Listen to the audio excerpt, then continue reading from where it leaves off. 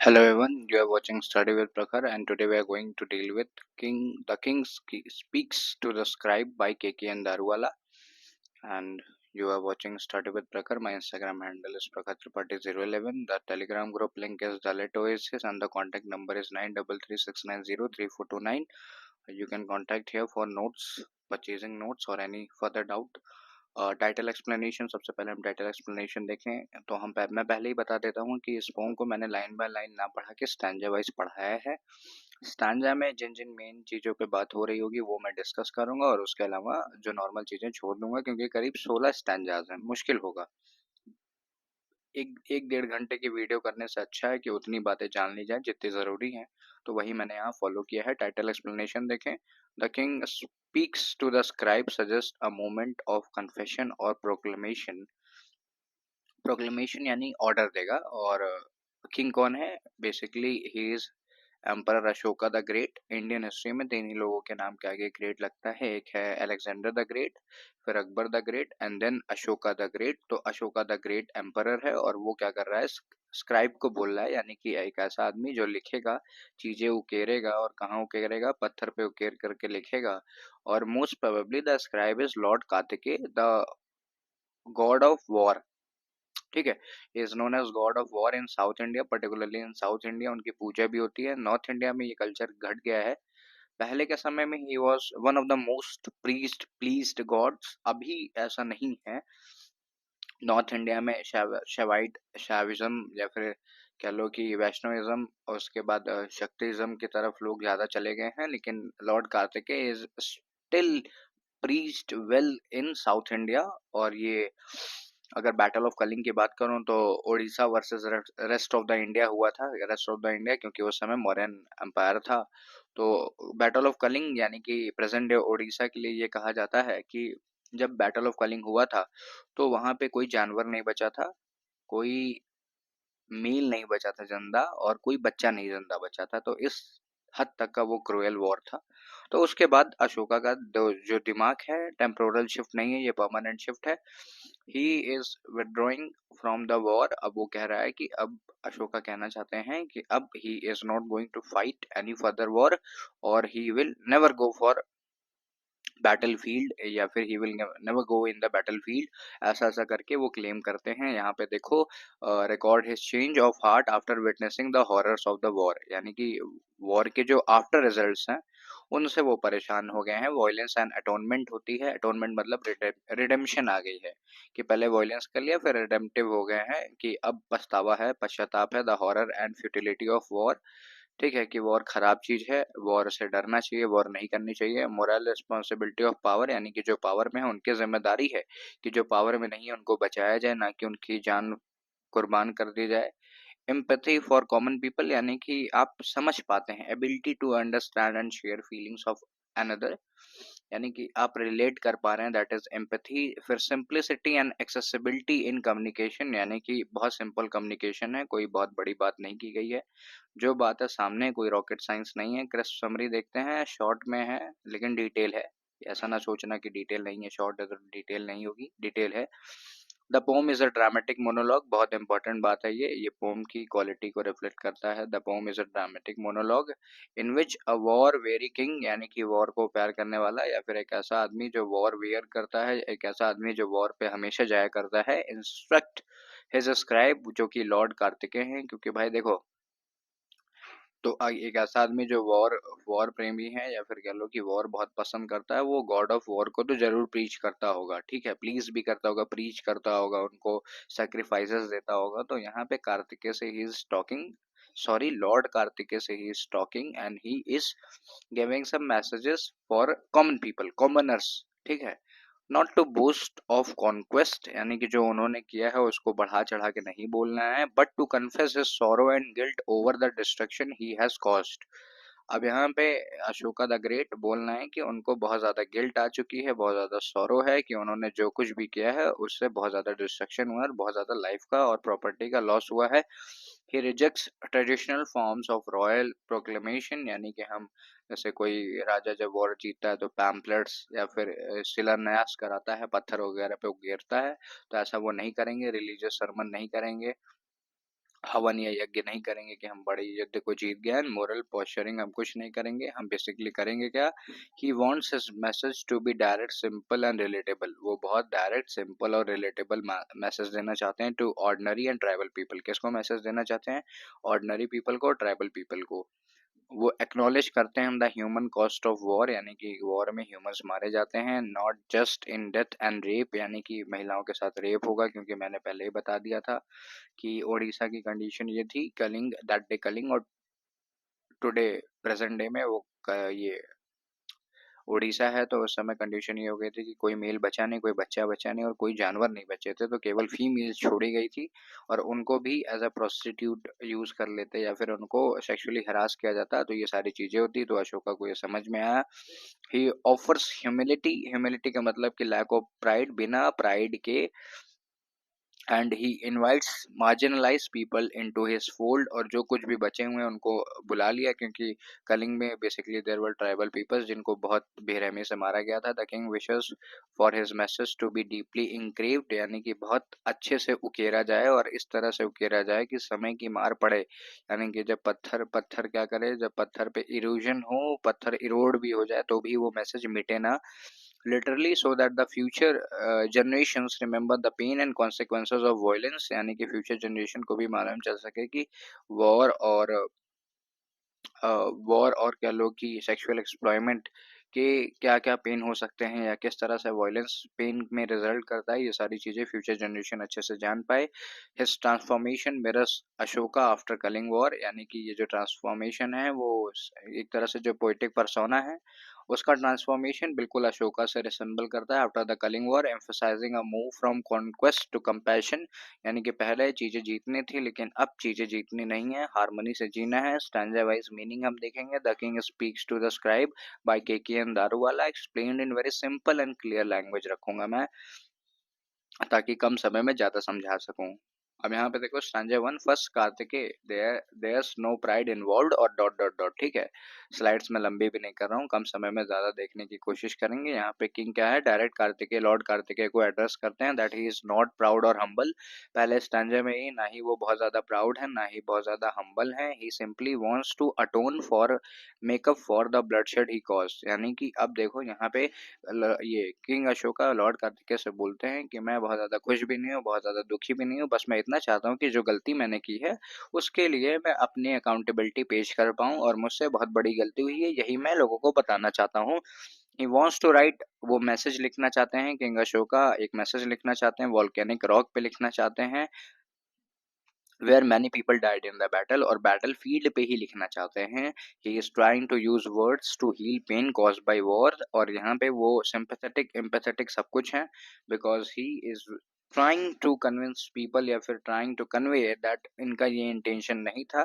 पहले उनको कॉन्क्वेस्ट चाहिए था, उस जगह को जीतना था, लेकिन अब उनका मन बदल चुका है, चेंज ऑफ हार्ट आ चुका है। यहाँ पे स्टैंजा नंबर 2 देखो तो the battle field stank so that heaven had to hold. The king remembers the horrible smell of battlefield after the war. अब जाहिर सी बात है लोग मरे हैं तो उनकी इंटेस्टाइन्स वगैरह बाहर आ गई हैं, बहुत क्योटिक सी इमेज है, इंटेस्टाइन्स ऑर्गन्स बाहर आ गए हैं, वो रॉट कर रहे हैं, चिड़िया आ रही हैं उससे खा रही हैं, जो जो तुम्हारे स्कैवेंजर्स हैं वो उस पे फीड कर रहे हैं, so bad that even heaven couldn't tolerate it, तो इतना ज्यादा ब्लडशेड हो गया है कि हेवन भी टॉलरेट नहीं कर पाएगा। हिज चैट्रियट, यानी उनका जो रथ है, राजा का जो रथ है, वो भी ब्लड में जब मूव करता है तो यहाँ पे जो कीचड़ है ना वो पानी और मिट्टी का कीचड़ नहीं है, वो पानी और खून का कीचड़ है जो कि बदबू कर रहा है, showing how brutal and bloody the war was. पर अब सोचो कि कीचड़ है, कीचड़ में लोगों के ऑर्गन्स है, किसी की आंखें फेंकी हुई हैं, किसी के हाथ कटे हुए हैं, तो इस तरह की इमेज है। स्टैंजा नंबर 3 देखते हैं। Nothing stands now between them and destruction, the king says everything is destroyed, देखो मैंने पहले ही बता दिया था सब मारे गए हैं। किंग बोलते हैं कि एवरीथिंग इज डिस्ट्रॉयड, ना ही ब्रिजेस बचे हैं, ना ही हाउसेस बचे हैं, ना ही कोई प्रोटेक्ट करने वाला किसी को बचा हुआ है। द विलेजर्स आर गॉन, जो लड़ने वाले नहीं थे वो भाग गए हैं। No lights to welcome the people back, जो बचे हुए हैं उनको भी वेलकम करने के लिए कोई तैयार नहीं है। This shows how much damage the war has cause to everyday lives of people, और इससे पूरी ये जो कॉमन पीपल हैं उनकी जो एवरीडे लाइफ है वो पूरी तहस नहस हो चुकी है। Sanjay 4, it is to them that you will speak, meaning की बात करूं, he tells Kartikeya to write, lord Kartikeya लिखना चाहिए था मुझे, I am sorry for this. He tells lord Kartikeya to write this message for suffering people, वो लॉर्ड कार्तिकेय से कह रहे हैं कि तुम एक सिंपैथेटिक एम्पैथेटिक मैसेज लिखो। ही डजंट वांट रिलीजियस और moral preaching like good is hard sin is easy. अब यहाँ पे वो बोस्ट नहीं करना चाहते कि मतलब कि ज्ञान नहीं देना चाहते हैं, क्योंकि खराब तो खुद ही किया है। तो ये लाइन तुम कोट कर सकते हो, good is hard sin is easy. तो ऐसी ऐसी लाइंस वो कोट नहीं करना चाहते हैं। वो चाहते हैं, वो केवल क्या चाहते हैं, वो मतलब किंग अशोका क्या चाहते हैं, message to be real not philosophical. यानी इतना डैमेज देने के बाद वो चाहते हैं कि सारे मैसेजेस जो भी जनता के बीच में जाएं वो सारे रियल हो, फिलोसफिकल ना हो। स्टैंजा 5 देखो, and palaver no palaver about to pay flow. अब यहाँ पे देखो, the king doesn't want Kartikeya to brag, brag का मतलब समझो, से समथिंग इन बोस्टफुल मैनर, यानी बढ़ा चढ़ा के कुछ नहीं बोलना है, ठीक है। लॉर्ड कार्तिकेय को किंग कह रहे हैं कि हे प्रभु, कुछ बढ़ा चढ़ा के मत बोलिएगा। They are now using less meat in the royal kitchen compared to king's father. अब किंग के फादर यानी कि ये जो हायरार्किकल जनरेशन है, जैसे कि समझ लो चंद्रगुप्त मौर्य, फिर बिंदुसार, फिर इसके बाद ये आ गए थे लॉर्ड अशोका। तो इधर अशोका के बारे में एक चीज और फेमस है कि he murdered his 100 cousins, almost 100 cousins, ताकि वो थ्रोन पे बैठ पाए। तो that much cruel he was. तो नाउ ही इज सेइंग कि हम पहले जितना मीट यूज करते थे, क्योंकि जानवर तो कोई जिंदा बचा नहीं है, तो अब कलिंग का कोई जानवर जिंदा बचा नहीं है, तो इसके रिडम्पशन पे हम जितना मीट पहले यूज करते थे अब उससे कम कर रहे हैं। हम पूरा पेट नहीं खाते हैं, हम आधा पेट खाते हैं। ताकि क्यों खाते हैं आधा पेट, देखो क्यों, दैट वुड बी शेमफुल, ये बहुत शर्मसार होगा, शर्मनाक होगा, because some poor people have no food और fire wood at all. Kalinga की जितनी भी लकड़ियां थी, या इंडियन एम्पायर मौर्यन एम्पायर की जितनी भी लकड़ियां थी, उनको आदमियों को जलाने के लिए इस्तेमाल कर लिया गया था। और अब खाना बनाने के लिए भी लकड़ी नहीं बची हुई है, इस कदर की बुरी हालत हो चुकी है। Stanza 6, spare me the shame and no taboos please. अब यहाँ पे देखो, the king doesn't want to preach about religious rules like not drinking alcohol. कोई ज्ञानवर्धक बात नहीं करना चाहते हैं, जो है सिंपल रखना चाहते हैं। और नॉट ब्रांडिंग एनिमल्स, की एनिमल्स को खाओ पियो मत, मारो नहीं, पालो नहीं। These rules mean nothing when people are starving. जाहिर सी बात है, जब आपको एकदम भूख लगी हो, 7-8 दिन से खाना नहीं खाया, और कहीं पे लिखा है कि यहाँ कूड़ा फेंका जाता है और वहां आपको खाना दिख जाएगा, तो आप जाके खा लेंगे। वो कभी भी मैटर नहीं करेगा कि यहाँ कूड़ा फेंका गया है या क्या फेंका गया है। तो इसी सब चीजों पे बात हो रही है। और ये सारी क्या चीजें हैं कि किंग क्या चाहते हैं, he wants real change not meaningless rituals, ये इंपॉर्टेंट है। Ashoka, the great king Ashoka wants real change, कोई मीनिंगलेस रिचुअल्स उनको नहीं चाहिए। So listen with care Kartikeya, Lord Kartikeya की तरफ इशारा है, गॉड ऑफ वॉर की तरफ इशारा है, कि now the king begins dictating the real message. Real message क्या देना चाहते हैं वो, he wants to talk about how painful war and conquest are. वो चाहते हैं कि वॉर और कॉन्क्वेस्ट, या किसी भी देश के ऊपर चढ़ाई करना, किसी भी मुल्क को नीचा दिखाना, या किसी भी मुल्क के ऊपर चढ़ाई करके उसको जीत जाना कितना मुश्किल होता है। Not just killing but also enslaving people, लोगों के ऊपर राज करना, उनको गुलाम बनाना भी कितना गलत है। और खासकर महिलाओं को तो खासकर बहुत ज्यादा गलत है, क्योंकि कलिंग में उस टाइम पे उड़ीसा, जिसको आज हम कहते हैं, ना ही कोई मेल बचा था, ना ही कोई बचा था, और ना ही कोई एनिमल बचा था, केवल बची थी तो महिलाएं बची थी, और वो भी सेक्सुअली एक्सप्लॉइट हो जाती by the great modern empire. तो इन्हीं सारी चीजों पे वो बोलना चाहते हैं, taking away their freedom and peace, मैंने उनकी फ्रीडम उजाड़ दी, मैंने उनकी पीस उजाड़ दी। स्टैंजा 8 देखो, in all lands live Brahmans, anchorites, ठीक है, anchorites and house holders. Anchorites का मतलब देखो, हर्मिट, हर्मिट ऐसे लोग जो सेज होते हैं, जिनके पास कुछ जादुई शक्तियां होती हैं, उनके बारे में बात हो रहा है। He says that people in every land live within relationships and responsibilities. हर जगह जो लोग रहते हैं वो रिलेशनशिप और रिस्पॉन्सिबिलिटीज के साथ रहते हैं। अब रिलेशनशिप बचा नहीं है क्योंकि लोग मार दिए गए हैं, और रिस्पॉन्सिबिलिटी भी नहीं बची है क्योंकि आसपास साथ वाला तो कोई जिंदा बचा ही नहीं है। Like family, society, duty, war destroys these things too. War ने सब कुछ खत्म कर दिया है, नॉट जस्ट लाइफ, लाइफ के अलावा भी सब कुछ खत्म कर दिया, रिलेशनशिप भी चले गए भाई। The common people suffer deeply, यानी सबसे ज्यादा अगर कोई सफर कर रहा है तो कॉमन पीपल सफर करेगा। सांजा नंबर 9 देखते हैं, and the sword falls on such people. जब भी वॉर होती है तो छोटे बच्चे सफ़र करते हैं क्योंकि अब वो सारे मारे जा चुके हैं, फैमिलीज़ आर ब्रोकन, सारे परिवार टूट चुके हैं। Love from friends may stay, यानी कि थोड़ा बहुत लव वगैरह आ जाता है, सांत्वना आ जाती है, but the lives of victims are still ruined. जो भी सफ़रर है ऑफ द वॉर हैं कि वॉर वॉर में ऐसे लोग ही नहीं सफ़र करते जो मारे गए हैं, बल्कि जो जिंदा बच जाते हैं वो भी सफ़र करते हैं। इस बात पे जोर दिया जा रहा है, Kartikeya should write about the emotional pain, not just physical violence. यानी कि लॉर्ड कार्तिकेय को ना ही केवल फिजिकल पेन पे लिखना चाहिए, फिजिकल वायलेंस पे लिखना चाहिए, इमोशनल और मेंटल टर्मोइल पे भी लिखना चाहिए। Stanza number 10, and about my sorrow what will you से, यानी कि मेरे दर्द के बारे में तुम क्या बोलोगे। अब यहाँ पे देखो, the king wonders how Kartikeya can describe the Kings own deep sorrow, क्योंकि कोई पढ़ेगा भी नहीं और कार्तिकेय इसको डिस्क्राइब भी नहीं करेंगे। क्यों नहीं करेंगे? क्योंकि किंग अशोका का खुद का फैसला था कि he is going for a full fleshed war, अपनी पूरी एड़ी चोटी का जोर लगा के एक बड़ा एम्पायर एक छोटे से एम्पायर पे कब्जा करेगा। तो अब जब उनको पछतावा हो रहा है तो कोई भी सुनेगा नहीं। It's like a lake full of weeds, यानी कि लेक फुल ऑफ वीड है, एक जलकुंभी जानते होगे जो तालाब वगैरह में उगाती है, और उस तरह का ये सीन हो चुका है। टू मेसी एंड ओवरवेलमिंग, यानी कि बहुत मेस है उसके मन में, लॉर्ड अशोका के मन में बहुत मेस है, और वो कभी क्लियरली इस चीज के बारे में बोल नहीं पाएंगे। Even if only 1 out of 1000 victims suffered again, यानी 1000 में से एक आदमी भी दोबारा सफर कर गया तो समझ जाओ कि ये बहुत ज्यादा पेन हो जाएगा किंग अशोका के लिए कि वो बेयर कर पाए। इस हद तक लॉर्ड अशोका, या कह लो कि किंग अशोका या द ग्रेट किंग अशोका सफर कर रहे हैं। ये कहना चाहते हैं कि अगर मान लो 1000 लोगों को चोट आई है तो अब 1000 में से किसी एक बुक को भी चोट आएगी तो उनका दिल दहल जाएगा और उन्हें बहुत बुरा लगेगा। स्टैंजा नंबर 11 हम देखते हैं, tell them I have observed pride, यानी कि उनको बताओ कि मैंने प्राइड छोड़ दिया है, रिजेक्ट कर दिया है प्राइड को। The king says that he has given up his pride, यहाँ पे राजा बोलना चाहते हैं, अशोका बोलना चाहते हैं कि मैंने अपने प्राइड छोड़ दिया है। Now even the lowest people can insult him, यानी कि अगर कोई छोटे से छोटा आदमी भी मुझे गाली देना चाहता है तो दे ले, क्योंकि मेरे काम ही ऐसे हैं। और ही वोंट रिप्लाई, एक शब्द नहीं बोलेंगे। He is ready to accept humiliation, वो बेइज्जती सह लेंगे। As a way of showing his repentance, यानी कि अपने पछतावे को दिखाने के लिए उनके पास यही एक सही तरीका बाकी है।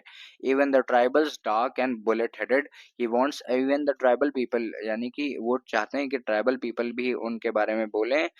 हु वर वंस फियर्ड और सीन एज सैवेज, यानी कि उनको बारबरस तरीके से देखा जाता था, लेकिन यहाँ पे लॉर्ड अशोका चाहते हैं, किंग अशोका चाहते हैं कि ये जो सैवेजेस हैं या फिर ये जो ऐसे दबे कुचले लोग हैं वो भी उनके बारे में बोलें और ज्वाइन करें उनके सोसाइटी को, यानी बुद्धिज्म वगैरह को अपनाएं। If they leave crime behind, अगर वो पीछे की सारी बातें छोड़ देंगे, पुराने क्राइम्स को छोड़ देंगे, तो they will be treated with kindness, यानी कि वो काइंडनेस से देखे जाएंगे। देखो आयरनी देखो कि now even now he is grieved and rejected, but still he is commanding. They will be treated with kindness. अगर वो पुरानी बातें छोड़ के आएंगे तभी उनको काइंडनेस से मैं ट्रीट करूंगा। He no longer sees them as enemies, लेकिन इसकी एक शर्त है कि वो सारी पुरानी बातें भूल के आएंगे। Stanza 13, cut deeper than the cuts of my sword।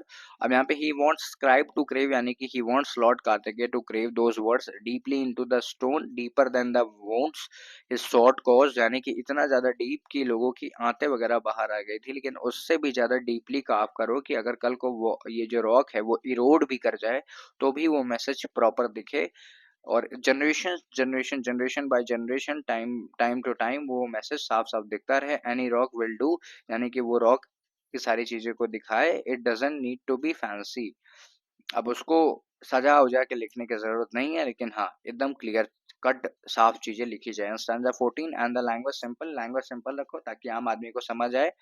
Something the forest folk can understand, यानी कि इवन चाहे वो पढ़ा लिखा आदमी हो या कम पढ़ा लिखा आदमी हो, ट्राइबल पीपल भी हो, तो उसको समझ में आ जाए कि हाँ क्या लिखा है कि द लॉर्ड अशोका या king Ashoka is feeling grieved for his deeds and action that he have done.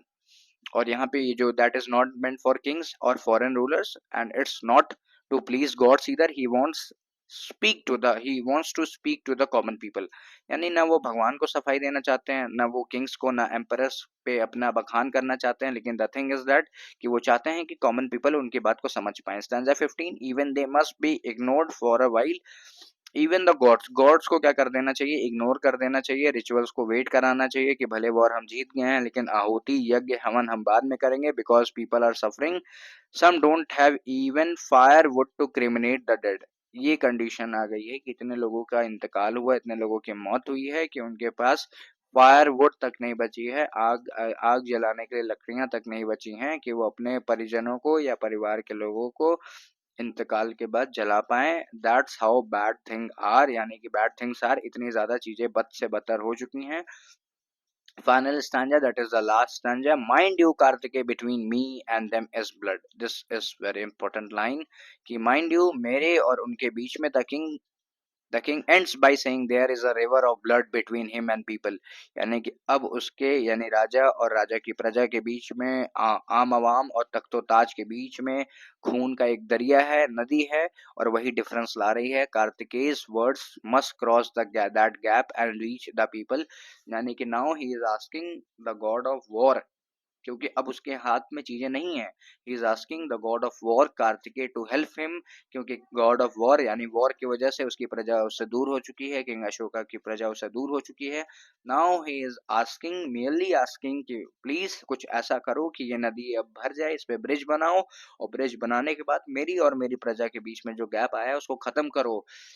Like a herd of black oxen slowly and heavily crossing the river, यानी कि ये जो काले सांड या ऑक्सन जब धीरे धीरे क्या करते हैं, रिवर को क्रॉस करते हैं, तो ये भारी टास्क लगता है क्योंकि टाइड्स होता है, करंट होता है, लेकिन वो किसी तरह कर जाते हैं।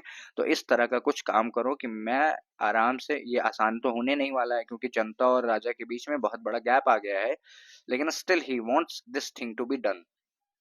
The list of literary devices थोड़ी सी देख लेते हैं। ड्रामेटिक मोनोलॉग है, the poem is spoken by the king to a silent listener, too, और वो लिसनर कौन है, स्क्राइब है lord Kartikeya. The king dominates the speech revealing thoughts and decisions and attitude, यानी कि कोई और बोलेगा नहीं। इमेजरी है, the wounds think in the sun, dead man don't bite, ये सारी इमेजरी है।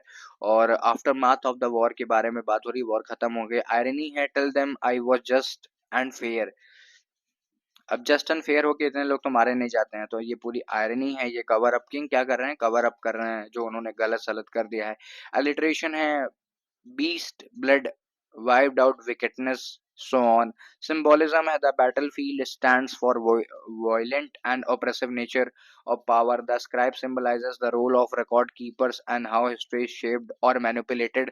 अब यहाँ पे लॉर्ड अशोका के देखा जाए या किंग अशोका मैनिपुलेट कर रहे हैं कि उनका दिल जो है वो वॉर से उठ गया है, अब वो ऐसा कुछ नहीं करेंगे। बट एक लाइन आई थी जब मैंने बताया था कि अगर ट्राइबल पीपल सारी पुरानी बातें छोड़ के आएंगे तभी उनको अच्छे से ट्रीट किया जाएगा, तो ये सारी चीजें सरकाजम एंड सटायर है। The truth start, she must be coated with promises, मॉक्स the idea of truth, यानी ट्रुथ को भी मॉक कर दिया कि ट्रुथ स्टार्ट बोल दिया और ट्रुथ को प्रोमिसेस पे चला जाता है, तो ऐसा नहीं है, प्रोमिसेस पे चीजें नहीं चलती हैं। मेटाफर है ट्रुथ स्टार्ट का, फिर मेटाफर है। फिर टोन कैसी है, टोन कोल्ड है, ये इंपॉर्टेंट है। टोन कोल्ड है, कमांडिंग है, स्कार्सिटिक है और अनअपोलोजेटिक है। The king shows no regret, only concern for how history will remember him.